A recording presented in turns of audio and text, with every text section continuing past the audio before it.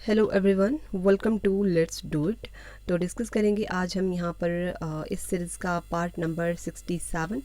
तो अगर अभी तक आपने इसके बाकी के पार्ट जो हैं वो नहीं देखे हैं तो आपको डिस्क्रिप्शन बॉक्स में उसका लिंक मिल जाएगा, आप वहाँ से जाकर के चेकआउट कर लीजिएगा।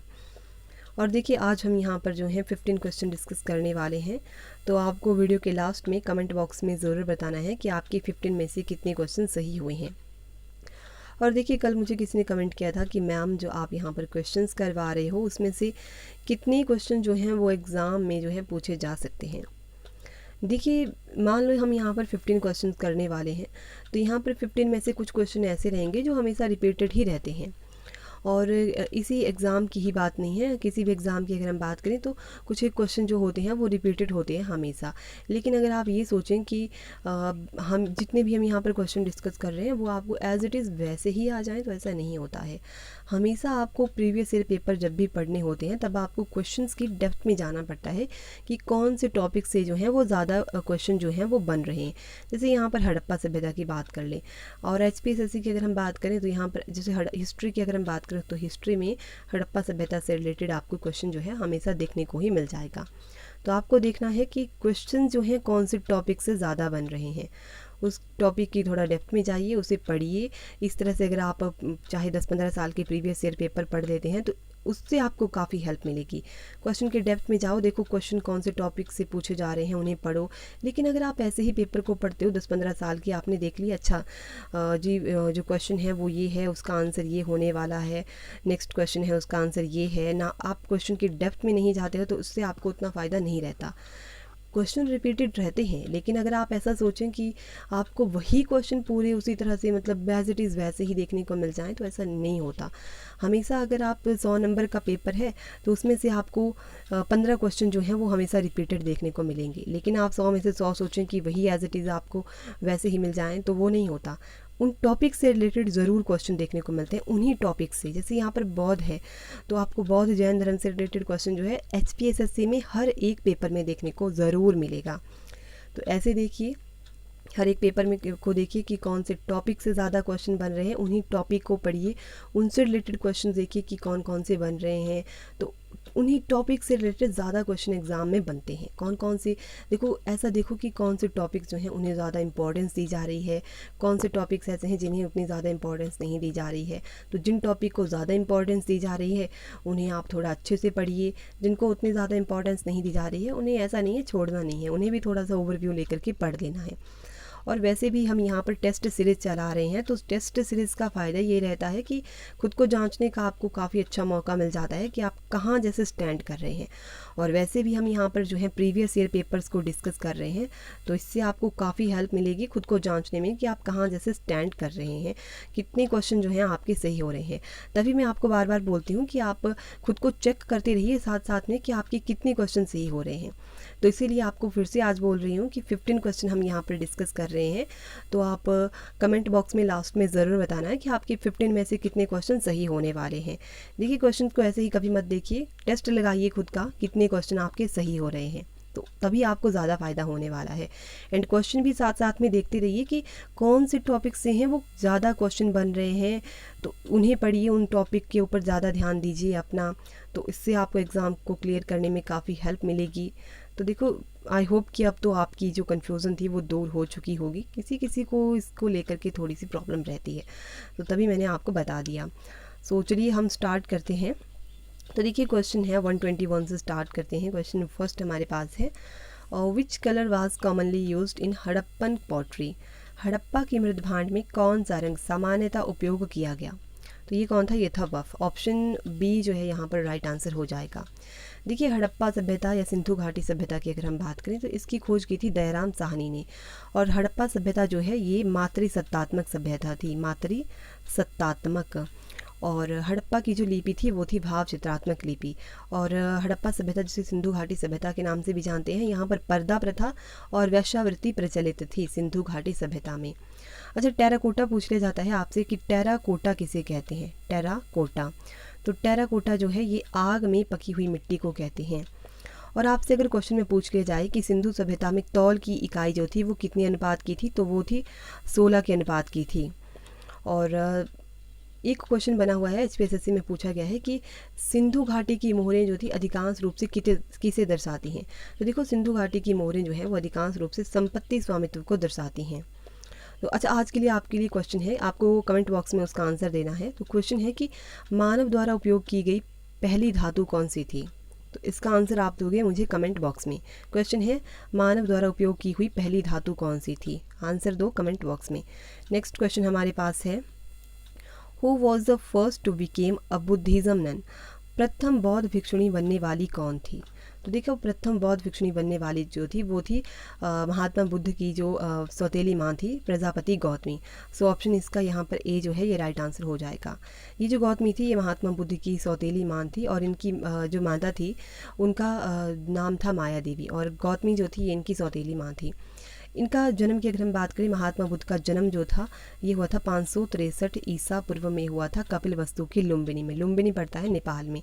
और इनके पिता का नाम था शुद्धोधन और शुद्धोधन जो थे ये शाक्य गण के मुखिया थे।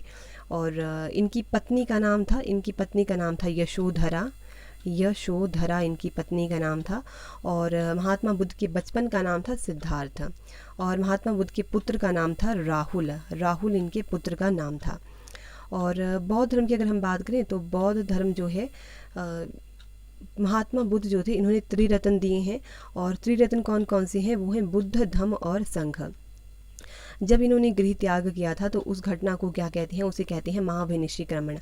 और महात्मा बुद्ध की मृत्यु हुई थी 483 ईसा पूर्व में हुई थी कुशीनारा में, जिसे महापरिनिर्वाण के नाम से जानते हैं। इनकी मृत्यु को, महात्मा बुद्ध की मृत्यु को जो है महापरिनिर्वाण के नाम से जानते हैं। कब हुई थी, 483 ईसा पूर्व में। नेक्स्ट क्वेश्चन की बात करते हैं, सबसे बड़ी संख्या में ताम्र के सिक्के किसके द्वारा जारी किए गए थे। तो सबसे बड़ी संख्या में ताम्र के सिक्के जो थे, कॉपर कॉइन्स जो थे, ये कुषाण शासकों ने जारी किए थे। So 123 questions, right answer option C. And देखिए कुषाण वंश की अगर हम बात करें तो कुषाण वंश का संस्थापक जो था वो कुजुल कटफिसेस था। और कुषाण वंश का सबसे प्रतापी राजा जो था वो था कनिष्क। कनिष्क जो था इस वंश का सबसे प्रतापी राजा था। और कनिष्क ने अपनी राजधानी जो थी पुरुषपुर या पेशावर को बनाया था। और इन्होंने, कनिष्क ने अपनी दूसरी राजधानी जो था वो मथुरा को बनाया था। एंड कनिष्क जो था इसने 78 ईस्वी में जो था शक संवत चलाया था, शक संवत। और कनिष्क के ही टाइम में चौथी बौद्ध संगति हुई थी जिसकी अध्यक्षता जो थी वसुमित्र ने की थी। किसने की थी, वसुमित्र ने। और चौथी बौद्ध संगति जो थी ये कुंडलवन कश्मीर में हुई थी। और कनिष्क जो था वो बौद्ध धर्म की महायान शाखा को मानता था कनिष्क। तो ये इससे रिलेटेड, इस क्वेश्चन से रिलेटेड कुछ इंपॉर्टेंट पॉइंट बन जा रहे हैं जो आपको ध्यान में रखने हैं। नेक्स्ट क्वेश्चन की बात करते हैं, दर्शन शास्त्र की कौन सी शाखा ईश्वर के अस्तित्व को मान्य नहीं करती है। तो ये कौन सी शाखा है, तो ये है मीमांसा। ऑप्शन ए यहाँ पर इसका जो है राइट आंसर हो जाएगा। सांख्य दर्शन की अगर हम बात करें कि सांख्य दर्शन के प्रवर्तक कौन है, तो वो है कपिल। कपिल इसके जो हैं वो प्रतिपादक हैं। और योग दर्शन की अगर हम बात करें तो योग दर्शन के प्रतिपादक कौन थे, वो थे पतंजलि। पूर्व मीमांसा प्रवर्तक, पूर्व मीमांसा दर्शन जो है इसके प्रतिपादक कौन थे, तो वो थे जैमिनी। जैमिनी इसके प्रतिपादक थे। और उत्तर मीमांसा जो है, उत्तर मीमांसा दर्शन तो उसके प्रतिपादक जो थे वो थे वादरायण। वादरायण। तो ये कुछ पॉइंट बन जाते हैं इस क्वेश्चन से रिलेटेड, ये भी आपको ध्यान में रखने हैं।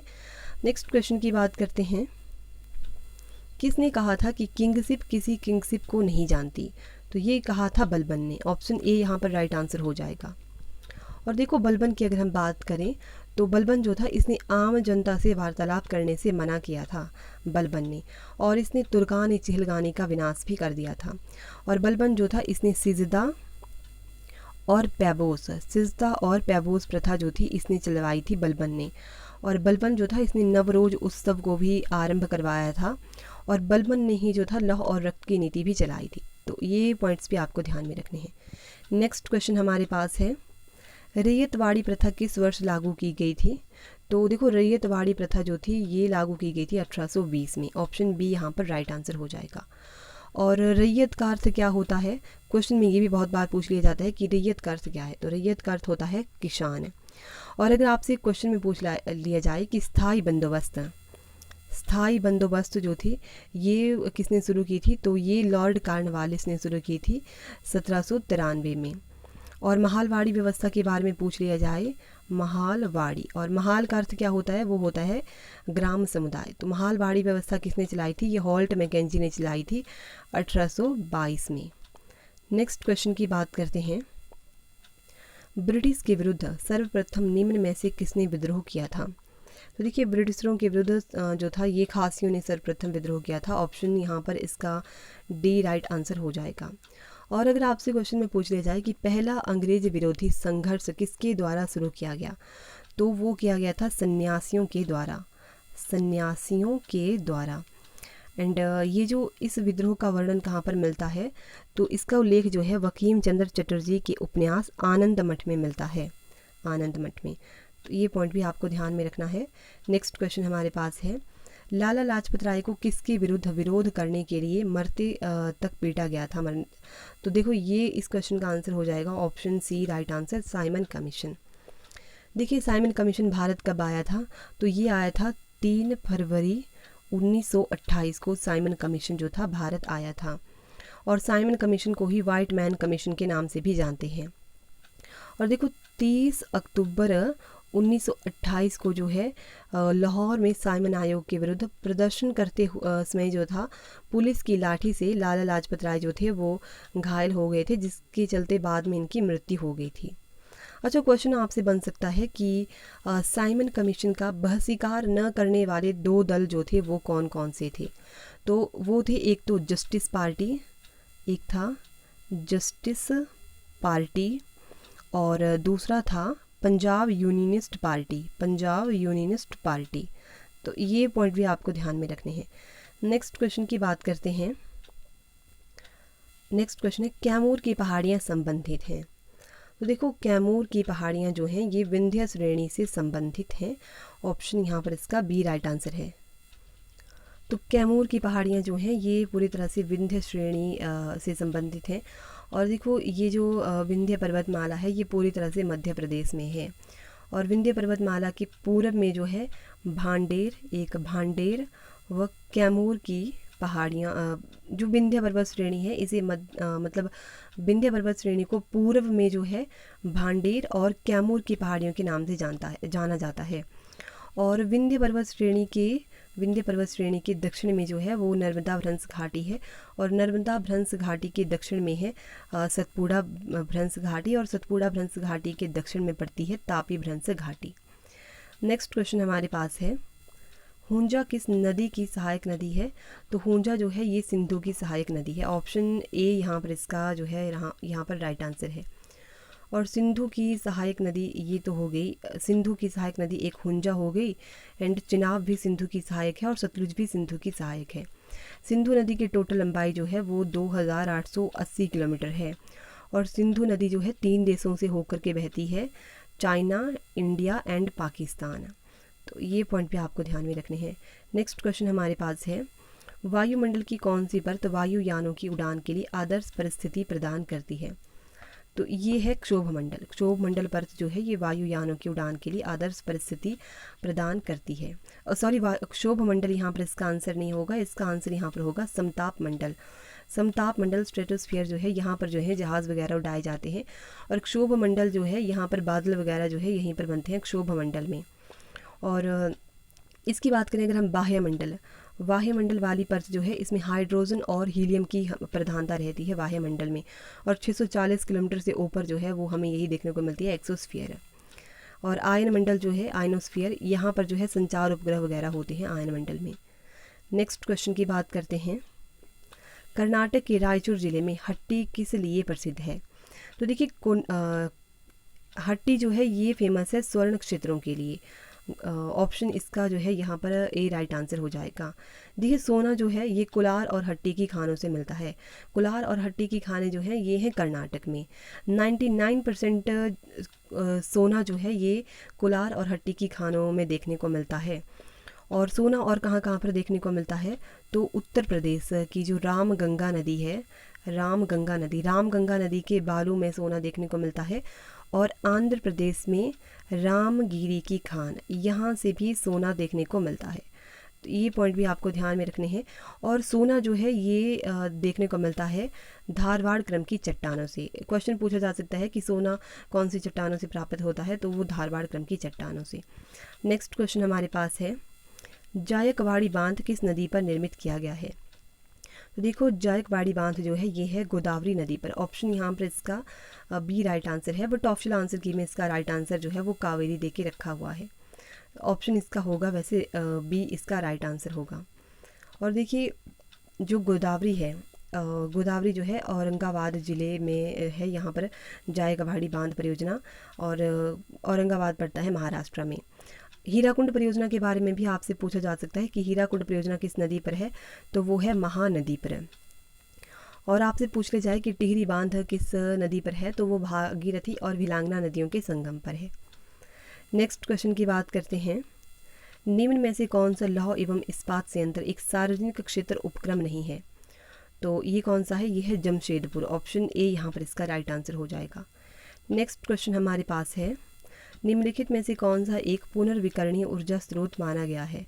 तो पुनर्विकरणीय ऊर्जा स्रोत जो है वो है solar power. Solar power and wind energy जो होते हैं, ये होते हैं पुनर्विकरणीय ऊर्जा स्रोत। ऑप्शन डी यहाँ पर इसका राइट आंसर हो जाएगा। तो देखिए, आज हमने यहाँ पर 15 क्वेश्चन डिस्कस किए हैं।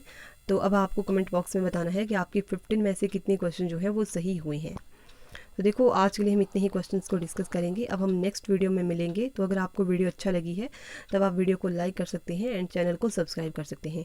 और हाँ, अगर आप जो है अभी प्रेजेंट टाइम में कोई भी HP SSC का एग्ज़ाम दे रहे हो, तब आप जो है हमारी मैंने नीचे डिस्क्रिप्शन बॉक्स में अपनी email ID दी हुई है, तो आप वहाँ पर जो है पेपर सेंड कर सकते हैं। अगर आप कोई पेपर देने वाले हैं या अगर आपने कोई पेपर दिया हुआ है, तब भी आप जो है वो हमारी email ID पर जो है उस पेपर को सेंड कर सकते हैं।